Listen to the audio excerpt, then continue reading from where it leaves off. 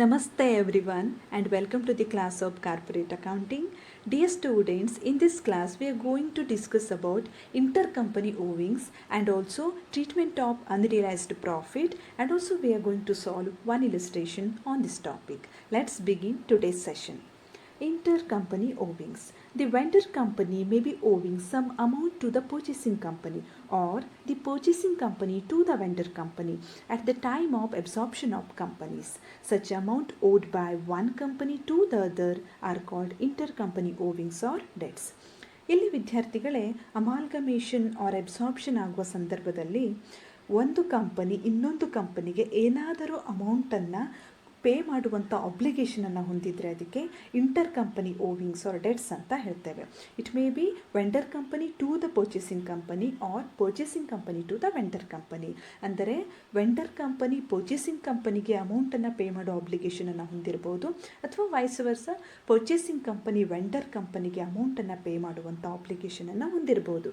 ಅಂಥ ಸಂದರ್ಭದಲ್ಲಿ ಆ ಅಬ್ಲಿಗೇಷನ್ಗಳಿಗೆ, ಆ ಡೆಟ್ಸ್ಗಳಿಗೆ, ಆ ಓವಿಂಗ್ಸ್ಗಳಿಗೆ ನಾವೇನಂತ ಹೇಳ್ತೇವೆ? Inter company owings or debts ಅಂತ ಕರಿತೇವೆ. ಹಾಗಿದ್ರೆ ಇವು ಯಾವಾಗ ರೈಸ್ ಆಗ್ತವೆ? When one company purchases or sells goods on credit or accepts or draws bills of exchange or receives or advances loans to other company. ಇಲ್ಲಿ ಒಂದು ಕಂಪನಿ ಇನ್ನೊಂದು ಕಂಪನಿಗೆ ಕ್ರೆಡಿಟ್ ಬೇಸಿಸ್ ಮೇಲೆ ಗೂಡ್ಸನ್ನು ಸೇಲ್ ಮಾಡಿದರೆ, ಅಥವಾ ಅದರಿಂದ ಪರ್ಚೇಸ್ ಮಾಡಿದರೆ, ಅಥವಾ ಬಿಲ್ಸನ್ನು ಎಕ್ಸೆಪ್ಟ್ ಮಾಡಿದರೆ ಆರ್ ಬಿಲ್ಸನ್ನು ಡ್ರಾ ಮಾಡಿದರೆ, ಅಥವಾ ಲೋನ್ಸನ್ನು ರಿಸೀವ್ ಮಾಡಿದರೆ, ಅಥವಾ ಲೋನ್ಸನ್ನು ನೀಡಿದಾಗ ಏನಾಗುತ್ತೆ? ಒಂದು ವೇಳೆ ಆ ಅಮೌಂಟನ್ನು ಪೂರ್ತಿಯಾಗಿ ಸೆಟಲ್ ಮಾಡದೇ ಇದ್ದರೆ ಆ ಅನ್ಸೆಟಲ್ಡ್ ಅಮೌಂಟಿಗೆ ನಾವೇನಂತ ಕರಿತೇವೆ? ಇಂಟರ್ ಕಂಪನಿ ಡೆಟ್ಸ್ ಅಂತ ಕರಿತೇವೆ. Let's see how to treat these intercompany owings. Such debts, if any, are to be eliminated by passing appropriate entries in the books of the purchasing company. ಈ ರೀತಿಯ ಇಂಟರ್ಕಂಪನಿ debts ಇದ್ದಾಗ ಅವುಗಳನ್ನು ನಾವು eliminate ಮಾಡಬೇಕು. ಹೇಗೆ eliminate ಮಾಡಬೇಕು ಅಂದರೆ, ಅಪ್ರಾಪ್ರಿಯೇಟ್ ಎಂಟ್ರಿಗಳನ್ನು ನಾವು ಪರ್ಚೇಸಿಂಗ್ ಕಂಪನಿಯ ಬುಕ್ಸಲ್ಲಿ ಪಾಸ್ ಮಾಡುವುದರ ಮೂಲಕ ಈ ಇಂಟರ್ಕಂಪನಿ ಡೆಟ್ಸ್ಗಳನ್ನು ನಾವು ಎಲಿಮಿನೇಟ್ ಮಾಡಬೇಕು. It should be noted that no additional entries are required to be made in the books of the vendor company. ಹಾಗೆಯೇ ಇಂಟರ್ ಕಂಪನಿ ಡೆಟ್ಸ್ಗೆ ರಿಲೇಟೆಡ್ ಇರುವಂತಹ ಯಾವುದೇ ಎಂಟ್ರಿಗಳನ್ನು ಕೂಡ ನಾವು ವೆಂಡರ್ ಕಂಪನಿಯಲ್ಲಿ ಪಾಸ್ ಮಾಡುವಂಥ ಅವಶ್ಯಕತೆ ಇರೋದಿಲ್ಲ. We have to pass entries only in the books of purchasing company. ಹಾಗಾದರೆ ಇಂಟರ್ ಕಂಪನಿ ಡೆಟ್ಸ್ ಇದ್ದಾಗ ಯಾವ ರೀತಿ ನಾವು ಎಂಟ್ರಿಗಳನ್ನು ಪಾಸ್ ಮಾಡಬೇಕು ಅನ್ನೋದನ್ನು ನೋಡೋಣ. Here first entry is for inter company debtors and creditor.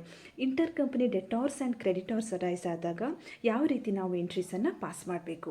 Here we have to debit sundry creditors account and we have to credit sundry debtors account.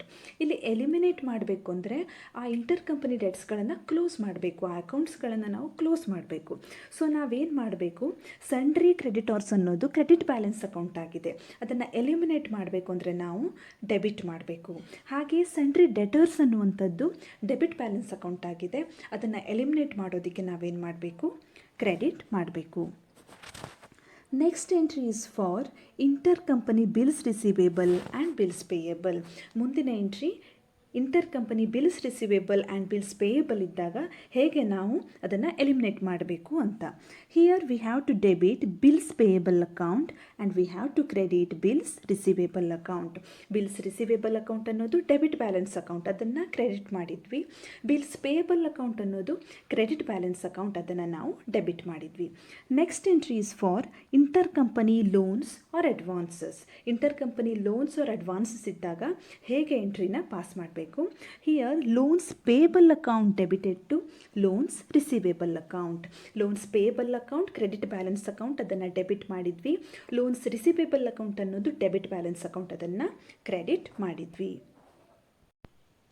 ವಿದ್ಯಾರ್ಥಿಗಳೇ, ಇಲ್ಲಿ ಇವುಗಳನ್ನು ಎಲಿಮಿನೇಟ್ ಮಾಡುವ ಉದ್ದೇಶ ಏನು ಅಂದರೆ, ಅಮಾಲ್ಗಮೇಷನ್ ಅಥವಾ ಅಬ್ಸಾರ್ಪ್ಷನ್ ಆದ ಮೇಲೆ ಪರ್ಚೇಸಿಂಗ್ ಕಂಪನಿ ಆ್ಯಂಡ್ ಸೆಲ್ಲಿಂಗ್ ಕಂಪನಿಗಳು ಒಂದು ಕಂಪನಿ ಆಗ್ತವೆ. ಅವುಗಳ ಎರಡು ಎಕ್ಸಿಸ್ಟೆನ್ಸ್ ಅಥವಾ ಐಡೆಂಟಿಟಿ ಏನಿತ್ತೋ ಅದು ಒಂದಾಗಿ ಬಿಡ್ತದೆ.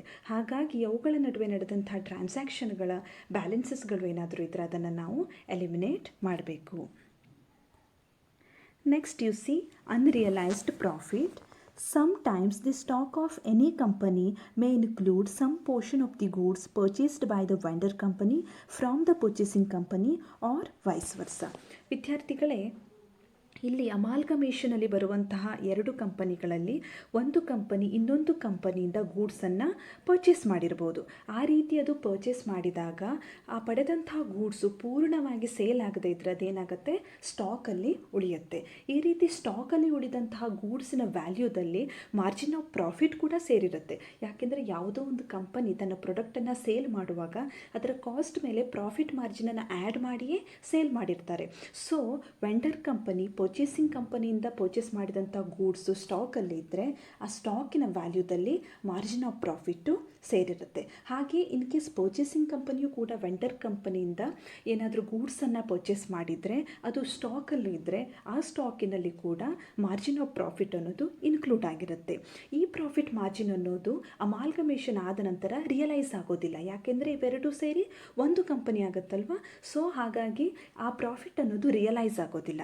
ಅದಕ್ಕೆ ಇದಕ್ಕೆ ನಾವೇನಂತ ಕರಿತೇವೆ, ಅನ್ರಿಯಲೈಸ್ಡ್ ಪ್ರಾಫಿಟ್ ಅಂತ ಕರಿತೇವೆ. ಈ ರೀತಿ ಅನ್ರಿಯಲೈಸ್ಡ್ ಪ್ರಾಫಿಟ್ ಇದ್ದಾಗ ಅದನ್ನು ಕೂಡ ನಾವು ಎಲಿಮಿನೇಟ್ ಮಾಡಬೇಕಾಗತ್ತೆ. ಹಾಗಿದ್ದರೆ ಅದರ ಎಲಿಮಿನೇಷನಿಗೆ ನಾವು ಯಾವ ರೀತಿ ಎಂಟ್ರಿನ ಪಾಸ್ ಮಾಡಬೇಕು ಅನ್ನೋದನ್ನು ನೋಡೋಣ. ಅದಕ್ಕೂ ಮೊದಲು ಒಂದು ಇಂಪಾರ್ಟೆಂಟ್ ನೋಟ್ ಅಂದರೆ ಇಲ್ಲಿ ಅಡಿಷ್ನಲ್ ಎಂಟ್ರಿಯನ್ನು ನಾವು ವೆಂಡರ್ ಕಂಪನಿ ಬುಕ್ಸಲ್ಲಿ ಪಾಸ್ ಮಾಡೋದಿಲ್ಲ. Only in the books of purchasing company ನಾವು ಎಲಿಮಿನೇಷನ್ಗೆ ಎಂಟ್ರಿಯನ್ನು ಪಾಸ್ ಮಾಡ್ತೇವೆ. ಹಿಂದೆ ನಾವು ಇಂಟರ್ ಕಂಪನಿ ಓವಿಂಗ್ಸಲ್ಲಿ ನೋಡಿದ್ವಲ್ಲ, ಅದೇ ರೀತಿ ಪರ್ಚೇಸಿಂಗ್ ಕಂಪನಿಯ ಬುಕ್ಸಲ್ಲಿ ಮಾತ್ರ ನಾವು ಅನ್ರಿಯಲೈಸ್ಡ್ ಪ್ರಾಫಿಟಿನ ಎಲಿಮಿನೇಷನ್ಗಾಗಿ ಎಂಟ್ರಿನ ಪಾಸ್ ಮಾಡ್ತೇವೆ. ಹಾಗೆ ವೆಂಡರ್ ಕಂಪನಿಯ ಬುಕ್ಸಲ್ಲಿ ಯಾವುದೇ ರೀತಿಯ ಅಡಿಷ್ನಲ್ ಎಂಟ್ರಿಗಳನ್ನು ನಾವು ಪಾಸ್ ಮಾಡೋದಿಲ್ಲ. ಇಲ್ಲಿ ಅನ್ರಿಯಲೈಸ್ಡ್ ಪ್ರಾಫಿಟ್ಟಿಗೆ ಎಂಟ್ರಿಯನ್ನು ಪಾಸ್ ಮಾಡಬೇಕಾದ್ರೆ ನಾವು ಅದು ಯಾವ ಮೆಥಡಲ್ಲಿದೆ ಅನ್ನೋದನ್ನು ನೋಡಬೇಕು. ಅದು ಪೂಲಿಂಗ್ ಆಫ್ ಇಂಟ್ರೆಸ್ಟ್ ಮೆಥಡೋ ಅಥವಾ ಪರ್ಚೇಸ್ ಮೆಥಡೋ ಅಂತ ನೋಡಬೇಕು. ಯಾಕೆಂದರೆ ಇವೆರಡೂ ಮೆಥಡ್ಗಳಲ್ಲೂ ಕೂಡ ಬೇರೆ ಬೇರೆ ರೀತಿಯಾದ ಎಂಟ್ರಿಗಳನ್ನು ನಾವು ಪಾಸ್ ಮಾಡಬೇಕು. Here first you see under pooling of interest method. Pooling of interest ಮೆಥಡಲ್ಲಿ ಅನ್ರಿಯಲೈಸ್ಡ್ ಪ್ರಾಫಿಟನ್ನು ಎಲಿಮಿನೇಟ್ ಮಾಡೋದಕ್ಕೆ ನಾವು ಹೇಗೆ ಎಂಟ್ರಿನ ಪಾಸ್ ಮಾಡಬೇಕಂದ್ರೆ, general reserve or P&L account debited to stock account. ಇಲ್ಲಿ ನಾವು ಜನರಲ್ ರಿಸರ್ವ್ ಅಥವಾ P&L ಅಕೌಂಟನ್ನು ಡೆಬಿಟ್ ಮಾಡಬೇಕು, ಸ್ಟಾಕ್ ಅಕೌಂಟನ್ನು ಕ್ರೆಡಿಟ್ ಮಾಡಬೇಕು. ನೆಕ್ಸ್ಟ್ ಅಂಡರ್ ಪರ್ಚೇಸ್ ಮೆಥಡ್, ಇದನ್ನು ಮುಂದಿನ ಚಾಪ್ಟರಲ್ಲಿ ನಾವು ಡಿಸ್ಕಸ್ ಮಾಡ್ತೇವೆ. ಪರ್ಚೇಸ್ ಮೆಥಡ್ ಇದ್ದಾಗ we have to debit goodwill or capital reserve account and we have to credit stock account. Solve one problem on these adjustments. Here, Red Limited agreed to absorb the business of Blue Limited as on 31st March 2021 and to take over the assets and liabilities in exchange for which it is to issue one share at market value of rupees 120 each for every 3 shares in the Blue Limited. ಇಲ್ಲಿ red limited ಅನ್ನುವ ಒಂದು company blue limited ಅನ್ನುವ ಕಂಪನಿಯನ್ನು absorb ಮಾಡ್ತಾ ಇದೆ. ಹಾಗಿದ್ರೆ ಇಲ್ಲಿ red Limited company ಏನಾಗ್ತಾರೆ, transferee company. Blue limited company transferor company. ಇಲ್ಲಿ ಪರ್ಚೇಸ್ ಕನ್ಸಿಡರೇಷನನ್ನು ಅವರು ಹೇಗೆ ಡಿಸ್ಚಾರ್ಜ್ ಮಾಡ್ತಾರೆ ಅಂದರೆ, ಬ್ಲೂ ಲಿಮಿಟೆಡ್ ಕಂಪನಿಯ 3 ಶೇರ್ಗಳಿಗೆ ತಮ್ಮ ಕಂಪನಿಯ 1 ಶೇರನ್ನು ಅವರು ಇಶ್ಯೂ ಮಾಡ್ತಾ ಇದ್ದಾರೆ. ಯಾರು? ರೆಡ್ ಲಿಮಿಟೆಡ್ ಕಂಪನಿಯವರು ಬ್ಲೂ ಲಿಮಿಟೆಡ್ ಕಂಪನಿಯ 3 ಶೇರ್ಗಳಿಗೆ ತಮ್ಮ ಕಂಪನಿಯ 1 ಶೇರನ್ನು ಇಶ್ಯೂ ಮಾಡ್ತಾ ಇದ್ದಾರೆ. ಹಾಗೆ ಆ ಶೇರಿನ ಮಾರ್ಕೆಟ್ ವ್ಯಾಲ್ಯೂ ಏನಿದೆ ಅಂದರೆ rupees 120 ಈಚ್. ಅಂದರೆ ಒಂದು ಶೇರಿನ ಮಾರ್ಕೆಟ್ ವ್ಯಾಲ್ಯೂ rupees 120 ಇದೆ. And here they have given the balance sheets of both the companies. You see that balance sheets as on 31st March 2021. Particulars note number Red Limited and Blue Limited. First parties, equity and liabilities. In that first one, shareholders funds. In that first one, share capital. Let's go to note number 1. Equity shares of ₹100 each fully paid. ಇದು ಯಾವ ಕಂಪನಿದು? ಇದು Blue ಲಿಮಿಟೆಡಿನ Red ಲಿಮಿಟೆಡಿನ share capital. ಇಲ್ಲಿ ಪ್ರತಿ ಶೇರಿನ face value ಏನಿದೆ ₹100 ಇದೆ. Total share capital 1,50,000.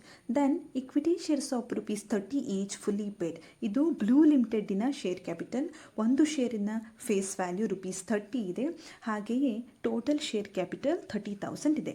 ಹಾಗಿದರಲ್ಲಿ number of shares ಎಷ್ಟಾಗುತ್ತೆ? 30,000 ಡಿವೈಡೆಡ್ ಬೈ 30 ಅಂದರೆ ಟೋಟಲ್ 1000 ಶೇರ್ಸನ್ನು ಈ ಕಂಪನಿ ಹೊಂದಿದೆ. Next reserves and surplus. Let's go to note number 2. Reserves and surplus. Reserve fund Red Limited 30,000, Blue Limited 10,000. Dividend equalisation fund Red Limited 5,000, Blue Limited dash. Total reserves and surplus, Red Limited 35,000, Blue Limited 10,000. Next, non-current liabilities. In that, long-term borrowings, nothing is there. Current liabilities, in that trade payables, in that sundry creditors, 15,000, 30,000. Total equity and liabilities, 2,70,000. Let's see second part, assets. In that, non-current assets, in that fixed assets, in that first one, tangible assets. Let's see note number 3, tangible assets. Buildings 40,000, 16,000. Machinery 70,000, 10,000. Tangible assets 1,10,000 and 26,000. Next, intangible assets, in that goodwill 25,000 and 10,000. Current assets, in that inventories, in that stock 25,000, 20,000. Trade receivables, in that sundry debtors 30,000, 11,000. Cash and cash equivalents, in that cash in hand 10,000, 3,000. Total of assets 2,70,000. Let's see additional information. Stock of Blue Limited includes goods valued at rupees 10,000 purchased from Red Limited, which company invoiced goods at cost plus 25%. ಇಲ್ಲಿ Blue ಲಿಮಿಟೆಡಿನ ಸ್ಟಾಕಲ್ಲಿ red ಲಿಮಿಟೆಡಿಂದ purchase ಮಾಡಿದಂತಹ 10,000 ಮೌಲ್ಯದ goods ಕೂಡ include ಆಗಿದೆ. ಹಾಗೆಯೇ red limited ತನ್ನ ಗೂಡ್ಸನ್ನು sale ಮಾಡುವಾಗ ಅದರ selling ಪ್ರೈಸನ್ನು, invoice ಪ್ರೈಸನ್ನು ಹೇಗೆ ಫಿಕ್ಸ್ ಮಾಡಿತ್ತು ಅಂದರೆ ಕಾಸ್ಟ್ ಪ್ಲಸ್ 25%. ಅಂದರೆ 100 ರೂಪೀಸ್ ಕಾಸ್ಟ್ ಇದ್ದರೆ ಅದರ ಮೇಲೆ ಪ್ರಾಫಿಟ್ ಮಾರ್ಜಿನನ್ನು ಅವರು 25% ಫಿಕ್ಸ್ ಮಾಡಿದರು. Next, the debtors of Red Limited included rupees 5,000 due to Blue Limited. ಅಂದರೆ ರೆಡ್ ಲಿಮಿಟೆಡಿನ ಡೆಟಾರ್ಸಲ್ಲಿ ಬ್ಲೂ ಲಿಮಿಟೆಡ್ಗೆ ಡ್ಯೂ ಇರುವಂಥ 5,000 ರೂಪೀಸ್ ಕೂಡ ಇನ್ಕ್ಲೂಡ್ ಆಗಿದೆ. ಇದು inter company debts.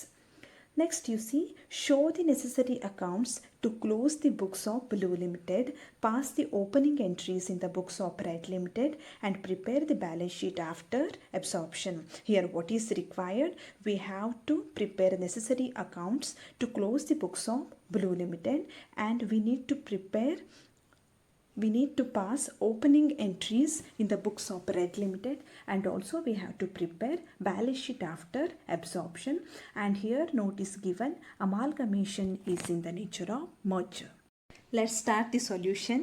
Here first we have to compute purchase consideration. Then how to compute this purchase consideration? Information relating to this is given in the question only. Let's see that information. You see, Red Limited agreed to issue one share at market value of rupees 120 each for every 3 shares in the Blue Limited. ಅಂದರೆ blue ಲಿಮಿಟೆಡಿನಲ್ಲಿರುವ ಪ್ರತಿ 3 ಶೇರ್ಸ್ಗಳಿಗೆ red limited ತನ್ನ ಕಂಪನಿಯ ಒಂದು ಶೇರನ್ನು issue ಮಾಡ್ತಾ ಇದೆ. ಹಾಗಿದ್ರೆ ಆ ಒಂದು ಶೇರಿನ ಮಾರ್ಕೆಟ್ ವ್ಯಾಲ್ಯೂ ಏನಿದೆ ಅಂದರೆ rupees 120 ಇದೆ. Let's compute purchase consideration. Here we have to write for shareholders of Blue Limited. ಇಲ್ಲಿ ಪರ್ಚೇಸ್ ಕನ್ಸಿಡರೇಷನನ್ನು ಯಾರಿಗೆ ಕೊಡ್ತಾ ಇದ್ದಾರೆ? Owners of Blue Limited. Owners of Blue Limited ಅಂದರೆ shareholders of Blue Limited. Here we have to write 1/3 because ಇಲ್ಲಿ Blue ಲಿಮಿಟೆಡಿನ ಪ್ರತಿ 3 ಶೇರ್ಗಳಿಗೆ red limited ತನ್ನ ಕಂಪನಿಯ ಒಂದು ಶೇರನ್ನು ಇಶ್ಯೂ ಮಾಡ್ತಾ ಇದೆ. So we have to write 1/3 into 1,000. ಇಲ್ಲಿ 1,000 ಅಂದರೆ total number of shares in Blue Limited. Blue ಲಿಮಿಟೆಡ್ನಲ್ಲಿ ಇರುವಂತಹ ಟೋಟಲ್ ನಂಬರ್ ಆಫ್ ಶೇರ್ಸ್ ಎಷ್ಟಿದೆ? 1,000 ಇದೆ. ಹಾಗಿದ್ರೆ 1/3 ಇಂಟು 1,000 ಎಷ್ಟಾಗುತ್ತೆ? 333 ಆ್ಯಂಡ್ 1/3 ಶೇರ್ಸ್. ಇಲ್ಲಿ ನೋಡಿ ವಿದ್ಯಾರ್ಥಿಗಳೇ, 1/3 ಅನ್ನೋದು ಫ್ರ್ಯಾಕ್ಷನ್, ಇದು ಪೂರ್ಣ ಶೇರ್ಸ್ ಅಲ್ಲ, ಹೌದಲ್ವಾ? ಒಂದು ಶೇರನ್ನು ನಾವು ಇಶ್ಯೂ ಮಾಡ್ಬೋದು, ಆದರೆ 1/3 ಶೇರನ್ನು ಇಶ್ಯೂ ಮಾಡೋದಕ್ಕೆ ಸಾಧ್ಯ ಇಲ್ಲ. ಸೊ ಇಲ್ಲಿ ರೆಡ್ ಲಿಮಿಟೆಡ್ ಅವರು ಏನು ಮಾಡ್ತಾರೆ ಅಂದರೆ 333 ಶೇರ್ಸನ್ನು 120 ರೂಪೀಸ್ನಂತೆ ಅವರು ಇಶ್ಯೂ ಮಾಡ್ತಾರೆ. ಹಾಗೆ ಉಳಿದಂಥ ಈ ಫ್ರ್ಯಾಕ್ಷನಲ್ ಶೇರ್ಸ್ 1/3 ಶೇರ್ ಏನಿದೆ, ಈ ಶೇರಿನ ವ್ಯಾಲ್ಯೂವನ್ನು ಅವರು ಕ್ಯಾಶಲ್ಲಿ ಕೊಡ್ತಾರೆ. ಮರ್ಜರ್ ಮೆಥಡಲ್ಲಿ ನಾವು ಫೀಚರ್ಸನ್ನು ನೋಡುವಾಗ ನೋಡಿದ್ವಿ. ಇಲ್ಲಿ ಪರ್ಚೇಸ್ ಕನ್ಸಿಡರೇಷನನ್ನು ಅವರು ಇಕ್ವಿಟಿ ಶೇರ್ಸಲ್ಲೇ ಡಿಸ್ಚಾರ್ಜ್ ಮಾಡಬೇಕು. In case preference share holders ಇದ್ದರೆ ಅವರಿಗೆ ಪ್ರಿಫರೆನ್ಸ್ ಶೇರ್ಸಲ್ಲಿ ಡಿಸ್ಚಾರ್ಜ್ ಮಾಡ್ಬೋದು. ಹಾಗೆಯೇ ಇನ್ ಕೇಸ್ ಫ್ರ್ಯಾಕ್ಷನಲ್ ಶೇರ್ಸ್ ಇದ್ದರೆ ಮಾತ್ರ ಅದಕ್ಕೆ ಕ್ಯಾಶನ್ನು ಇಶ್ಯೂ ಮಾಡುವಂತಹ ಅವಕಾಶವನ್ನು ಕೊಟ್ಟಿದ್ದಾರೆ. ಸೊ ಇಲ್ಲಿ ಏನು ಮಾಡ್ತಾರೆ ಅವರು 333 ಶೇರ್ಸನ್ನು ಮಾರ್ಕೆಟ್ ವ್ಯಾಲ್ಯೂ ₹120 ಅಂತ ಅವರು ಇಶ್ಯೂ ಮಾಡ್ತಾರೆ. ಹಾಗೆ ಉಳಿದಂತಹ 1/3 ಶೇರ್ಸ್ ಏನಿದೆ ಅದಕ್ಕಾಗಿ ಅವರು ಕ್ಯಾಶನ್ನು ಕೊಡ್ತಾರೆ. 1/3 ಶೇರಿಗೆ ಬದಲಾಗಿ ಅವರು ಕ್ಯಾಶನ್ನು ಕೊಡ್ತಾರೆ. ಅದು ಎಷ್ಟಾಗುತ್ತೆ? ₹120 ಇಂಟು 1/3 ಅದು ₹40 ಆಗುತ್ತೆ. ಹಾಗೆ 333 ಶೇರ್ಸ್ನ ವ್ಯಾಲ್ಯೂ 39,960 ಆಗುತ್ತೆ. ಟೋಟಲ್ ಪರ್ಚೇಸ್ ಕನ್ಸಿಡರೇಷನ್ 40,000 ಆಗುತ್ತೆ. ಇಲ್ಲಿ ಟೋಟಲ್ ಪರ್ಚೇಸ್ ಕನ್ಸಿಡರೇಷನ್ ಎಷ್ಟಾಗುತ್ತೆ? ₹40,000 ಆಗುತ್ತೆ. Let's see the ledger accounts in the books of Blue Limited. Blue ಲಿಮಿಟೆಡಲ್ಲಿ ಲೆಜರ್ ಅಕೌಂಟ್ಸನ್ನು ಹೇಗೆ ಪ್ರಿಪೇರ್ ಮಾಡಬೇಕು ಅನ್ನೋದನ್ನು ನೋಡೋಣ. ಮೊದಲಿಗೆ we have to prepare realisation account. You know that realisation ಅಕೌಂಟಿನ ಡೆಬಿಟ್ ಸೈಡ್ ಎಲ್ಲ ಅಸೆಟ್ಸ್ಗಳನ್ನು ನಾವು ಮೆನ್ಷನ್ ಮಾಡಬೇಕು. Goodwill account 10,000, buildings account 16,000, machinery account 10,000, stock account 20,000, debtors account 11,000, cash account 3,000. ಈ ರೀತಿಯಾಗಿ ಎಲ್ಲ ಅಸೆಟ್ಸ್ಗಳನ್ನು ನಾವು ರಿಯಲೈಸೇಷನ್ ಅಕೌಂಟಿಗೆ ಡೆಬಿಟ್ ಮಾಡೋದರ ಮೂಲಕ ಅವುಗಳನ್ನು ಕ್ಲೋಸ್ ಮಾಡಬೇಕು. ಹಾಗೆಯೇ ರಿಯಲೈಸೇಷನ್ ಅಕೌಂಟಿನ credit side we have to mention liabilities. ಎಲ್ಲ ಲೈಬಿಲಿಟಿಗಳನ್ನು ನಾವು ರಿಯಲೈಸೇಷನ್ ಅಕೌಂಟಿನ ಕ್ರೆಡಿಟ್ ಸೈಡ್ ಎಂಟ್ರಿ ಮಾಡಬೇಕು. Here only one liability is there, that is creditors. By creditors account 30,000. ಹಾಗೆಯೇ we have to close share capital account and also reserves and surplus account. For that we have to open equity shareholders account. ಇಲ್ಲಿ what's the entry? Share capital account debited, general reserve account debited to equity shareholders account. So ಇಲ್ಲಿ equity shareholders accountನ credit side share capital account ಮತ್ತು general reserve ಅಕೌಂಟ್ಗಳು appear ಆಗ್ತವೆ. 30,000 and 40,000. ಈ ಎಂಟ್ರಿಗಳನ್ನು pass ಮಾಡಿದಾಗ ನಾವು balance ಶೀಟ್ನಲ್ಲಿರುವಂತಹ ಪ್ರತಿ ಐಟಮ್ಗಳನ್ನು ಕ್ಲೋಸ್ ಮಾಡಿ ಆಗುತ್ತೆ. ಇದಾದ ಮೇಲೆ we have to pass entry for purchase consideration due. What's the entry for that? Purchasing company account debited to realization account. ಇಲ್ಲಿ purchasing company ಅಂದರೆ ರೆಡ್ ಲಿಮಿಟೆಡ್ ಅಕೌಂಟ್. ನಾವು ರೆಡ್ ಲಿಮಿಟೆಡ್ ಕಂಪನಿ ಅಕೌಂಟನ್ನು ಓಪನ್ ಮಾಡಬೇಕು. Here the entry is Red Limited account debited to realisation account. Purchase consideration amount is 40,000. ಇದರದೇ ಇನ್ನೊಂದು entry ಎಲ್ಲಿ ಬರುತ್ತೆ? Realisation ಅಕೌಂಟಲ್ಲಿ ಬೈ ಸೈಡ್ ಬರುತ್ತೆ. By Red Limited account purchase consideration 40,000. Here next entry is for receipt of purchase consideration. ಇಲ್ಲಿ red limited ಅವರು purchase ಕನ್ಸಿಡರೇಷನನ್ನು ಹೇಗೆ discharge ಮಾಡ್ತಾ ಇದ್ದಾರೆ? 333 ಇಕ್ವಿಟಿ ಶೇರ್ಸನ್ನು ಇಶ್ಯೂ ಮಾಡ್ತಾ ಇದ್ದಾರೆ. ತಮ್ಮ ಕಂಪನಿಯ 333 ಇಕ್ವಿಟಿ ಶೇರ್ಸ್ಗಳನ್ನು ಇಶ್ಯೂ ಮಾಡ್ತಾ ಇದ್ದಾರೆ. ಪ್ರತಿಯೊಂದು ಶೇರಿನ ವ್ಯಾಲ್ಯೂ ಎಷ್ಟಿದೆ? ₹120 ಇದೆ. ಅದರ ಟೋಟಲ್ ಎಷ್ಟಾಗುತ್ತೆ? 39,960 ಆಗುತ್ತೆ. ಹಾಗೆ ಫ್ರ್ಯಾಕ್ಷನ್ ಶೇರ್ ಏನಿದೆ 1/3 ಶೇರ್, ಅದರ ಬದಲಾಗಿ ಅವರು ₹40 ಕ್ಯಾಶನ್ನು ಕೊಡ್ತಾ ಇದ್ದಾರೆ. So what's the entry here? Equity shares in Red Limited account debited 39,960, cash account debited 40 to Red Limited account 40,000. So Red Limited ಅಕೌಂಟಲ್ಲಿ equity shares in Red Limited account ಮತ್ತು cash ಅಕೌಂಟ್ಗಳು ಕ್ರೆಡಿಟ್ ಸೈಡು ಅಪಿಯರ್ ಆಗ್ತವೆ. ಇದರಿಂದ ನಾವು Red Limited ಅಕೌಂಟನ್ನು close ಮಾಡ್ಬೋದು. ಹಾಗೆಯೇ next entry is for closing equity shareholders account. ಇಲ್ಲಿ ಇಕ್ವಿಟಿ ಶೇರ್ ಹೋಲ್ಡರ್ಸ್ ಅಕೌಂಟನ್ನು ಯಾವ ರೀತಿ ಕ್ಲೋಸ್ ಮಾಡ್ಬೋದು ಅಂದರೆ, ರೆಡ್ ಲಿಮಿಟೆಡಿಂದ ಏನು ಇಕ್ವಿಟಿ ಶೇರ್ಸ್ ರಿಸೀವ್ ಆಗಿದೆ ಹಾಗೆ ಏನು ಕ್ಯಾಶ್ ರಿಸೀವ್ ಆಗಿದೆ ಅವೆರಡನ್ನೂ ಕೂಡ ಇಕ್ವಿಟಿ ಶೇರ್ ಹೋಲ್ಡರ್ಸಿಗೆ ಡಿಸ್ಟ್ರಿಬ್ಯೂಟ್ ಮಾಡಿ ಅವರ ಅಕೌಂಟನ್ನು ಕ್ಲೋಸ್ ಮಾಡ್ಬೋದು. ಸೊ ಡೆಬಿಟ್ ಸೈಡ್ ನಾವು ಏನಂತ ಎಂಟ್ರಿ ಮಾಡಬೇಕು? To equity shares in Red Limited account 39,960 to cash account 40. ಈ ರೀತಿಯಾಗಿ ನಾವು ಇಕ್ವಿಟಿ ಶೇರ್ ಹೋಲ್ಡರ್ಸ್ ಅಕೌಂಟನ್ನು ಕೂಡ ಕ್ಲೋಸ್ ಮಾಡ್ಬೋದು. ಹಾಗೆಯೇ ವಿದ್ಯಾರ್ಥಿಗಳು ಇಲ್ಲಿ ರಿಯಲೈಸೇಷನ್ ಅಕೌಂಟಲ್ಲಿ ಯಾವುದೇ ಬ್ಯಾಲೆನ್ಸ್ ಉಳಿಯೋದಿಲ್ಲ. ಡೆಬಿಟ್ ಸೈಡ್ ಮತ್ತು ಕ್ರೆಡಿಟ್ ಸೈಡ್ ಟೋಟಲ್ಗಳು ಈಕ್ವಲ್ ಆಗ್ತವೆ. ಹಾಗಾಗಿ ಇಲ್ಲಿ ಪ್ರಾಫಿಟ್ ಅಥವಾ ಲಾಸ್ ಯಾವುದೂ ಕೂಡ ಅಪಿಯರ್ ಆಗೋದಿಲ್ಲ. ಒಂದು ವೇಳೆ ಪ್ರಾಫಿಟ್ ಅಥವಾ ಲಾಸ್ ಬಂದಿದ್ದರೆ ಅದನ್ನು ನಾವು ಇಕ್ವಿಟಿ ಶೇರ್ ಹೋಲ್ಡರ್ಸ್ ಅಕೌಂಟಿಗೆ ಟ್ರಾನ್ಸ್ಫರ್ ಮಾಡ್ತಾ ಇದ್ವಿ. Let's see one working note, that is calculation of unrealized profit on unsold stock of ₹10,000. Dear students, blue ಕಂಪನಿಯ ಸ್ಟಾಕಲ್ಲಿ, ಬ್ಲೂ ಲಿಮಿಟೆಡ್ ಕಂಪನಿಯ ಸ್ಟಾಕಲ್ಲಿ ರೆಡ್ ಲಿಮಿಟೆಡ್ ಕಂಪನಿಯಿಂದ ಪರ್ಚೇಸ್ ಮಾಡಿದಂತಹ ಗೂಡ್ಸ್ ಕೂಡ ಇನ್ಕ್ಲೂಡ್ ಆಗಿದೆ. What's the value of that goods? ₹10,000. ಇಲ್ಲಿ ನೋಡಿ, ಈ ₹10,000 stock value ಏನಿದೆ ಇದರಲ್ಲಿ ಪ್ರಾಫಿಟ್ ಮಾರ್ಜಿನ್ ಕೂಡ ಆ್ಯಡ್ ಆಗಿರುತ್ತೆ. ಯಾಕೆಂದರೆ ರೆಡ್ ಲಿಮಿಟೆಡ್ ಕಂಪನಿಯವರು ತಮ್ಮ ಗೂಡ್ಸನ್ನು ಸೇಲ್ ಮಾಡುವಾಗ ಅದರ ಕಾಸ್ಟಿನ ಮೇಲೆ ಪ್ರಾಫಿಟ್ ಮಾರ್ಜಿನನ್ನು ಆ್ಯಡ್ ಮಾಡಿರ್ತಾರೆ. ಸೊ ಈ ಸ್ಟಾಕ್ ವ್ಯಾಲ್ಯೂ 10,000 ರುಪೀಸ್ ಏನಿದೆ, ಇದರಲ್ಲಿ ರೆಡ್ ಲಿಮಿಟೆಡ್ ಅವರು ಆ್ಯಡ್ ಮಾಡಿದಂತಹ ಪ್ರಾಫಿಟ್ ಕೂಡ ಇನ್ಕ್ಲೂಡ್ ಆಗಿರುತ್ತೆ. ಅಮಾಲ್ಗಮೇಷನ್ ಆದ ನಂತರ ಈ ಪ್ರಾಫಿಟ್ ಅನ್ನೋದು ರಿಯಲೈಸ್ ಆಗೋದಿಲ್ಲ. ಸೊ ಇದನ್ನು ನಾವು ಅನ್ರಿಯಲೈಸ್ಡ್ ಪ್ರಾಫಿಟ್ ಅಂತ ಹೇಳ್ತೇವೆ. ಹಾಗೆ ಅದನ್ನು ಎಲಿಮಿನೇಟ್ ಮಾಡ್ತೇವೆ. ಅದನ್ನು ಎಲಿಮಿನೇಟ್ ಮಾಡಬೇಕು ಅಂದರೆ ನಮಗೆ ಮೊದಲು ಈ 10,000 ರುಪೀಸ್ ಮೇಲೆ ಇರುವಂತಹ ಅನ್ರಿಯಲೈಸ್ಡ್ ಪ್ರಾಫಿಟ್ ಎಷ್ಟು ಅಂತ ಗೊತ್ತಾಗಬೇಕು. ಸೊ ಅದನ್ನು ಮೊದಲು ನಾವು ಕ್ಯಾಲ್ಕ್ಯುಲೇಟ್ ಮಾಡಬೇಕು. You C, in this case company has invoiced goods at cost plus 25%. ಈ ಕೇಸಲ್ಲಿ ರೆಡ್ ಲಿಮಿಟೆಡ್ ಕಂಪನಿಯವರು ತಮ್ಮ ಪ್ರಾಡಕ್ಟಿನ ಮೇಲೆ ಸೆಲ್ಲಿಂಗ್ ಪ್ರೈಸನ್ನು ಹೇಗೆ ಫಿಕ್ಸ್ ಮಾಡಿದ್ದಾರೆ ಅಂದರೆ ಕಾಸ್ಟ್ ಪ್ಲಸ್ 25. ಅಂದರೆ ಕಾಸ್ಟ್ 100 ರುಪೀಸ್ ಇದ್ದರೆ ಅದರ ಮೇಲೆ ಪ್ರಾಫಿಟ್ ಎಷ್ಟನ್ನು ಆ್ಯಡ್ ಮಾಡಿರ್ತಾರೆ ಅವರು, ₹25 ಪ್ರಾಫಿಟನ್ನು ಆ್ಯಡ್ ಮಾಡಿರ್ತಾರೆ. ಸೊ ಇನ್ವಾಯ್ಸ್ ಪ್ರೈಸ್ ಎಷ್ಟಾಗುತ್ತೆ, ₹125 ಆಗುತ್ತೆ. You see dear students, invoice price 125 rupees ಇದ್ದಾಗ ಪ್ರಾಫಿಟ್ ಎಷ್ಟಿರುತ್ತೆ, 25 ಇರುತ್ತೆ. ಈ ಕೇಸಲ್ಲಿ ಇನ್ವಾಯ್ಸ್ ಪ್ರೈಸ್ ಎಷ್ಟಿದೆ ಅಂದರೆ ಅನ್ಸೋಲ್ಡ್ ಸ್ಟಾಕಿನ ವ್ಯಾಲ್ಯೂ ಎಷ್ಟಿದೆ, ₹10,000 ಇದೆ. ಹಾಗಾದರೆ ಇದರಲ್ಲಿ ಇನ್ಕ್ಲೂಡ್ ಆಗಿರುವಂಥ ಅನ್ರಿಯಲೈಸ್ಡ್ ಪ್ರಾಫಿಟ್ ಎಷ್ಟಿರ್ಬೋದು? We have to compute like this. You see, for 125 rupees, 25 rupees. Then for 10,000 rupees, it will become ₹2,000. Okay, 125 invoice price ಇದ್ದಾಗ ಪ್ರಾಫಿಟ್ ಎಷ್ಟಿರುತ್ತೆ, 25 ಇರುತ್ತೆ. 10,000 ಇನ್ವಾಯ್ಸ್ ಪ್ರೈಸ್ ಇದ್ದಾಗ ಪ್ರಾಫಿಟ್ ಎಷ್ಟಿರುತ್ತೆ, ₹2,000. ಸೊ ಅನ್ರಿಯಲೈಸ್ಡ್ ಪ್ರಾಫಿಟ್ ಎಷ್ಟಾಗುತ್ತೆ, ₹2,000. Next you see one more working note, adjustment to reserve bond under pooling of interest method. ನಾವು pooling of interest ಮೆಥಡಲ್ಲಿ reserve ಫಂಡಿಗೆ ಅಡ್ಜಸ್ಟ್ಮೆಂಟನ್ನು ಮಾಡ್ತಿದ್ವಿ. ಅದನ್ನು ಹೇಗೆ ಮಾಡಬೇಕು ಅಂದರೆ we have to compare 2 things. What are those? Purchase consideration and paid up capital of vendor company. ಇಲ್ಲಿ ಪರ್ಚೇಸ್ ಕನ್ಸಿಡರೇಷನ್ ಎಷ್ಟಿದೆ, 40,000 ಇದೆ. Paid up capital of vendor company ಎಷ್ಟಿದೆ, 30,000 ಇದೆ. ಸೊ ಇದರ ನಡುವೆ ಇರುವಂಥ ಡಿಫ್ರೆನ್ಸ್ ಏನು, ₹10,000. ಇದನ್ನು ನಾವು ಕ್ಯಾಪಿಟಲ್ ಲಾಸ್ ಅಂತ ಕನ್ಸಿಡರ್ ಮಾಡ್ತೇವೆ. ಯಾಕೆಂದರೆ ಅವರು ಪೇ ಮಾಡಿದಂಥ ಪ್ರೈಸ್ ಏನಿದೆ 40,000 ಅದು ಜಾಸ್ತಿ ಆಗಿದೆ. Paid up capital of vendor company ಏನಿದೆ ಅದು 30,000 ಇದೆ. ಸೊ ಈ 10,000 ನಾವು ಹೇಗೆ ಅಡ್ಜಸ್ಟ್ ಮಾಡ್ಬೋದು? We have to adjust this capital loss against the reserves of Blue Limited. ಇದನ್ನು ನಾವು ಬ್ಲೂ ಲಿಮಿಟೆಡ್ ಕಂಪನಿಯ ರಿಸರ್ವ್ಸಲ್ಲಿ ಅಡ್ಜಸ್ಟ್ ಮಾಡಬೇಕು. You see the reserve balance. You see reserve fund of Blue Limited 10,000. Blue ಲಿಮಿಟೆಡಿನ ರಿಸರ್ವ್ 10,000 ಇದೆ. ಅದನ್ನು ನಾವು ಅಡ್ಜಸ್ಟ್ ಮಾಡಬೇಕು.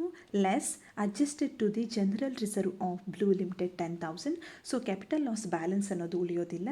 ಹಾಗೆ ನಾವು ಬ್ಯಾಲೆನ್ಸ್ ಶೀಟನ್ನು ಪ್ರಿಪೇರ್ ಮಾಡುವಾಗ ಬ್ಲೂ ಲಿಮಿಟೆಡಿನ ಜನರಲ್ ರಿಸರ್ವ್ 10,000 ಕೂಡ ಕನ್ಸಿಡರ್ ಮಾಡಬಾರ್ದು.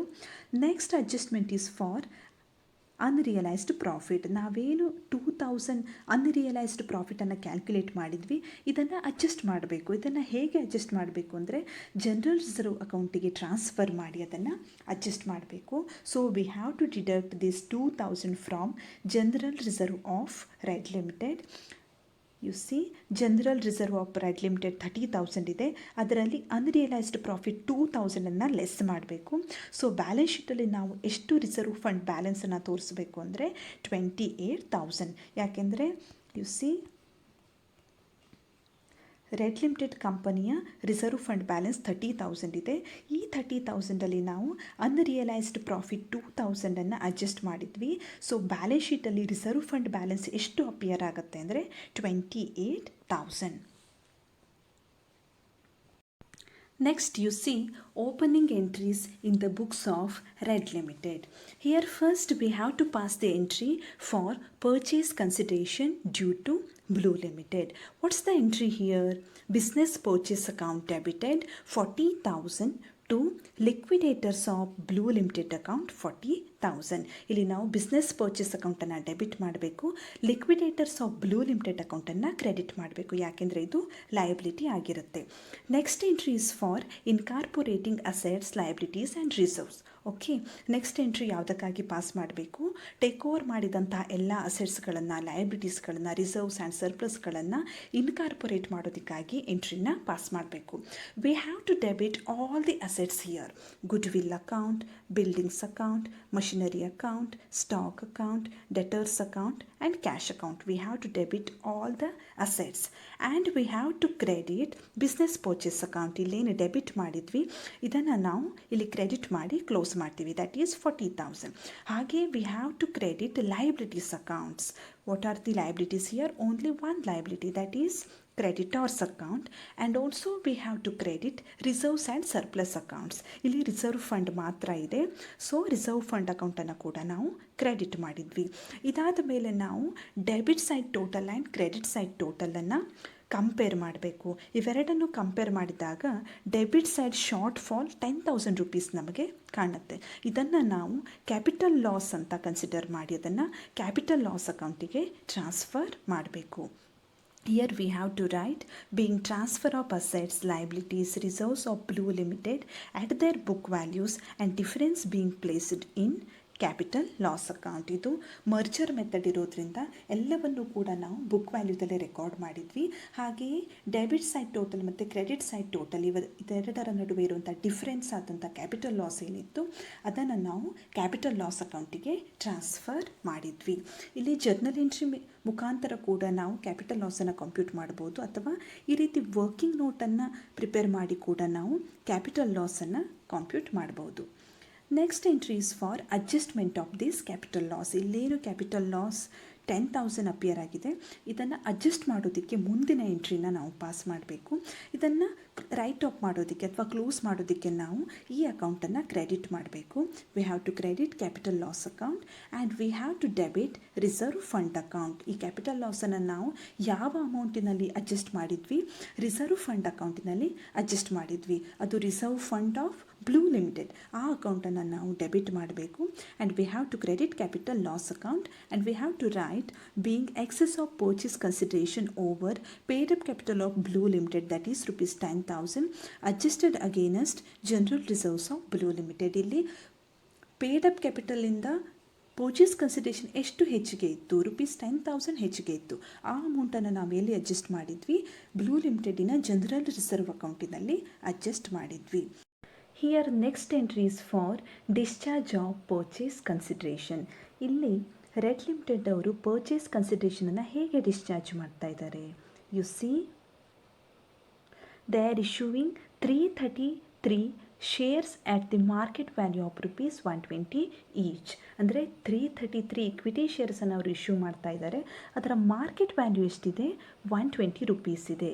ಹಾಗಾದರೆ ಅದರ ಫೇಸ್ ವ್ಯಾಲ್ಯೂ ಎಷ್ಟಿದೆ?